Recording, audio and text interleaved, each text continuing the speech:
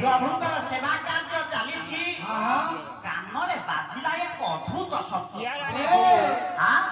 ଯେତେବେଳେ ପ୍ରଭୁଙ୍କର କାନରେ ବଇଁଶୀ ସ୍ୱନଟା ବାଜିଗଲା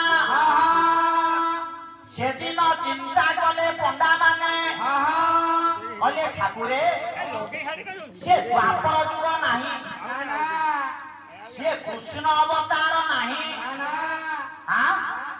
ସେ ବଇଁଶୀ ଆଉ ନାହିଁ କିନ୍ତୁ ଏ ବଡ ଦେଉଳ ମଧ୍ୟରେ କାହିଁକି ଏ ବଇଁଶୀ ସ୍ୱନଟା ଶୁଭିଲା ପ୍ରଭୁ ଆଉ ଏ ବଇଁଶୀ ସ୍ୱନ ତୁମେ ବଜାନା ନା କାହିଁକି ନା ଯଦି ବଇଁଶୀ ସ୍ୱନ ବଜେଇବ କଣ ହେବ ଜାଣିଛ ଅରେ ଏ ଗୋପପୁର ଧାଇଁ ଆସିବେ ତୁମକୁ ସେ ନେଇ ନ ଯିବେ ଗୋପପୁର ଧାଇଁ ଆସିବେ ତୁମକୁ ସେ ନେଇ ନ ଯିବେ ଗୋପପୁର ଧାଇଁ ଆସିବେ ତୁମକୁ ସେ ନେଇ ନ ଯିବେ ଗୋପପୁର ଧାଇଁ ଆସିବେ ତୁମକୁ ସେ ନେଇ ନ ଯିବେ ପଚାରା ଆଉ ବେଣୁ ପାଣି ପାଣି ପାଣି ପାଣି ପ୍ରଭୁ ପଚାରା ଆଉ ବେଣୁ ପାଣି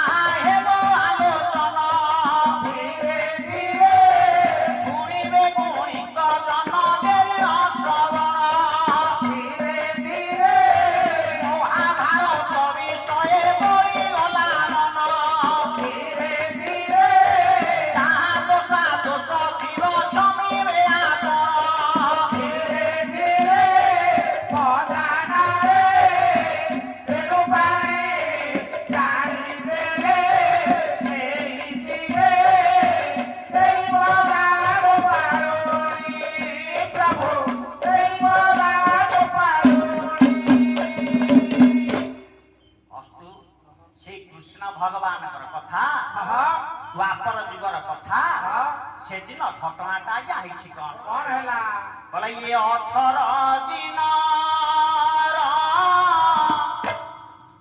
ମହାଭାରତରୁ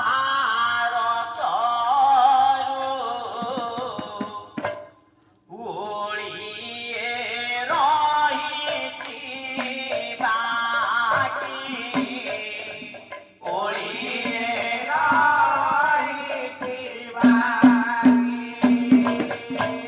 ସେଦିନ ମହାଭାରତ ଯୁଦ୍ଧ ପରର କଥା ଚାରିଆଡେ ଆଜ୍ଞା କଥାଟା ଆଲୋଚନା ହେଇଗଲା 18 ଦିନ ମହାଭାରତ ଯୁଦ୍ଧ ଚାଲିଗଲା କିନ୍ତୁ 17 ଦିନ ଓଳିଏ ଯୁଦ୍ଧରେ ପାଣ୍ଡବ ମାନେ କୌରବ ମାନଙ୍କର 6 ବଂଶକୁ ବିନାଶ କରିଦେଲେ ସେଦିନ ବସିଛନ୍ତି ଏକୁଟିଆ ବଞ୍ଚିଛନ୍ତି ଜଣିଏ ଲୋକ ସିଏ ଆଉ କେହି ନୁହଁ ସେଇ କୁରୁକ୍ଷେତ୍ରର ଯୁଦ୍ଧ କ୍ଷେତ୍ରରେ ପଡ଼ିଛନ୍ତି ସିଏ ହଉଛନ୍ତି ପିତାମହ ଭୀଷ୍ମ ସରସଜ୍ଜାରେ ପଡ଼ିଛନ୍ତି ଇଚ୍ଛା ମୃତ୍ୟୁ ବର ପାଇଛନ୍ତି ଯେ ପର୍ଯ୍ୟନ୍ତ ଯାଏ ଇଚ୍ଛା ନ କରିବେ ସେ ପର୍ଯ୍ୟନ୍ତ ଯାଏ ପିତାମହ ଭୀଷ୍ମଙ୍କର କେବେ ହେଲେ ମରଣ ହବ ନାହିଁ ସରସଜ୍ଜାରେ ପଡ଼ିଛନ୍ତି ନିଘୋର ରାତି ଏଇ ସମୟରେ ଆଜ୍ଞା ହେଲା ଏଇ ନିଘୋର ରାତିରେ କାନରେ ତାଙ୍କର ବାଜିଲା ଗୋଟିଏ ଅଦ୍ଭୁତ ଶବ୍ଦ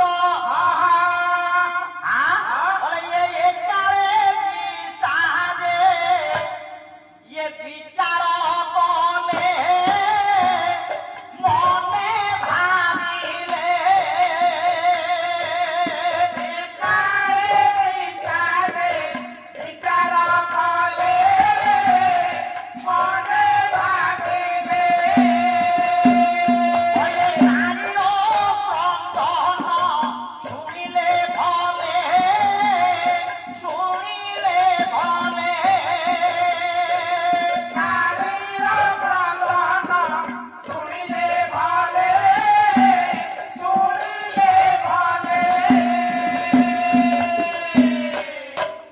ସରସଜ୍ଜାରେ ଶୋଇଛନ୍ତି ପିତାମହ ଭୀଷ୍ମ କାନରେ ବାଜିଲା ଅଦ୍ଭୁତ ଶବ୍ଦ ଏତେ ନିଘଞ୍ଚ ରାତି ଇଏ ନିଘଞ୍ଚ ରାତି ଅନ୍ଧାର ରାତିରେ କିଏ ଗୋଟିଏ ନାରୀଟିଏ କାନ୍ଦୁଛି ମୋ କାନରେ ଶବ୍ଦଟା ବାଜୁଛି ଏଇଠି ପିତାମହ କହୁଛନ୍ତି ପିତାମହ ଶୁଣୁଛନ୍ତି ମନ ମଧ୍ୟରେ ବିଚାର କଲେ ବୋଲେ ଇଏ କିଏ ତୁ ଏତେ ରାତିରେ କାନ୍ଦୁଅଛୁ ନାରୀ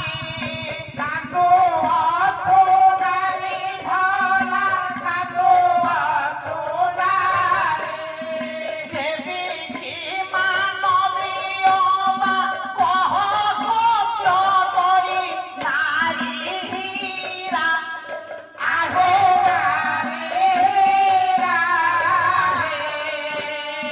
କାହିଁ କାନ୍ଦୁଅଛୁ କହ ଆଗେ ନାରୀ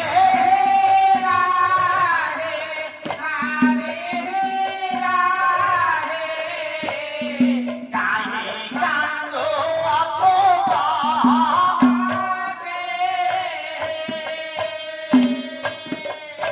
ସେଦିନ ପିତାମହ ଭୀଷ୍ମ ପଚାରିଲେ କହିଲେ ଏ ନାରୀ କାହିଁକି ତୁ ଏତେ ରାତିରେ କାନ୍ଦୁଛୁ କଣ ପାଇଁ କାନ୍ଦୁଛୁ ସେଦିନ ପୁଣି ବାରମ୍ବାର ମନରେ ପ୍ରଶ୍ନ ଉଠୁଛି ଯଦି ଏ ନାରୀ ଜଣକ କାନ୍ଦୁଛି ଅନ୍ଧାର ରାତିରେ ମତେ କିଛି ହେଲେ ଦେଖାଯାଉ ତାହେଲେ ଏ ନାରୀ ଜଣକ କିଏ ପିତାମହ ମନରେ ପ୍ରଶ୍ନ ଆସୁଛି ପୁଣି ନିଜେ ଉତ୍ତର ଭାବୁଛନ୍ତି କହିଲେ ଇଏ ନାରୀ କଣ ହଉଛି ଆଉ ଗାନ୍ଧାରୀ ତାର 100 ପୁତ୍ର ମରିଯାଇଛନ୍ତି ନା ସେଇ କାନ୍ଦୁଥିବ କଣ 100 ପୁତ୍ର ନିଧନରେ ଆଜି ମା ଗାନ୍ଧାରୀ କାନ୍ଦୁଛି କହିଲେ ନା ଗାନ୍ଧାରୀ ମା କାନ୍ଦିଥାନ୍ତା 6 ବର୍ଷ ବିନାଶ ହେଇଛନ୍ତି କିନ୍ତୁ ଗାନ୍ଧାରୀ ମା କେବେ କାନ୍ଦି ପାରେ ନା କାହିଁକି ନା ଏଇଥିପାଇଁ ମା ଗାନ୍ଧାରୀ କାନ୍ଦି ପାରିବନି ଯୋଉଦିନ ଆଲୋଚନା ହେଲା ରାତି ପାଇ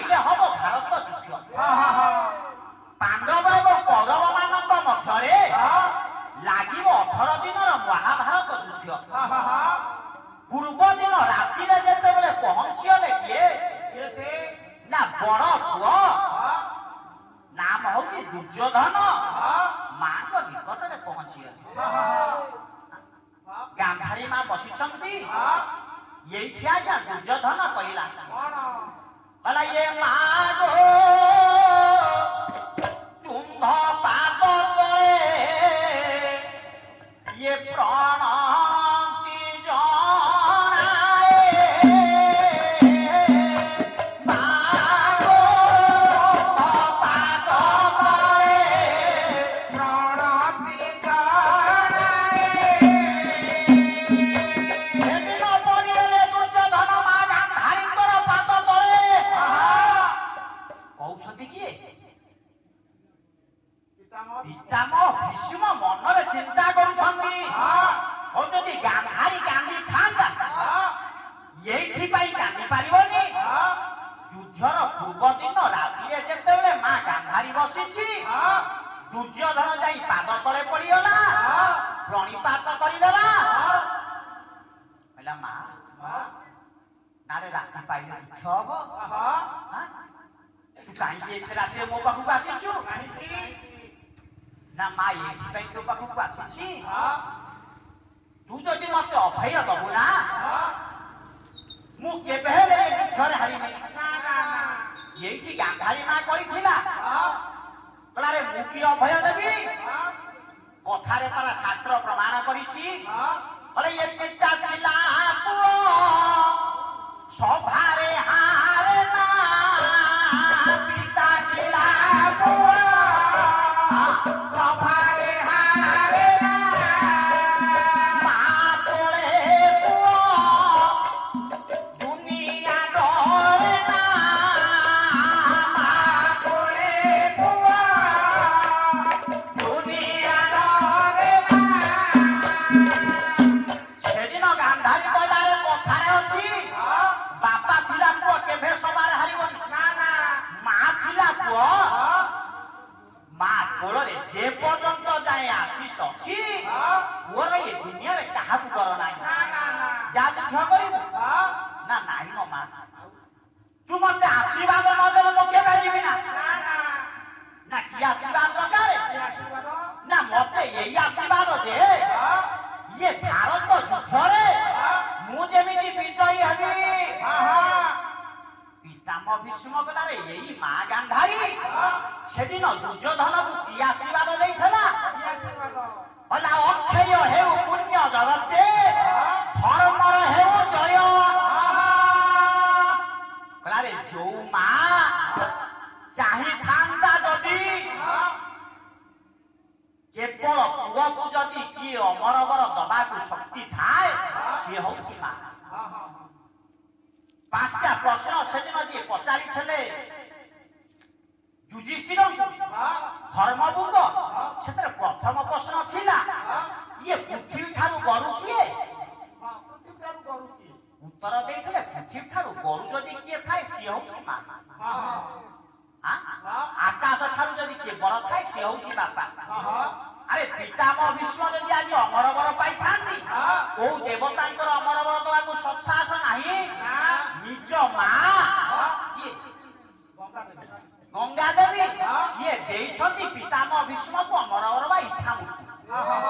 ଯଦି ସେଦିନ ପିତାମହ ଚିନ୍ତା କଲେ ସଦିନ ଯଦି ମା ଗାନ୍ଧାରୀ ଚାହିଁଥାନ୍ତା ପୁଅକୁ ତ ଆଶୀର୍ବାଦ ଦେଇଥାନ୍ତା ଯା ତୁ ବିଜୟୀ ହବୁ। କିନ୍ତୁ ସେଦିନ ଗାନ୍ଧାରୀ ସେ କଥା କହିଲେନି।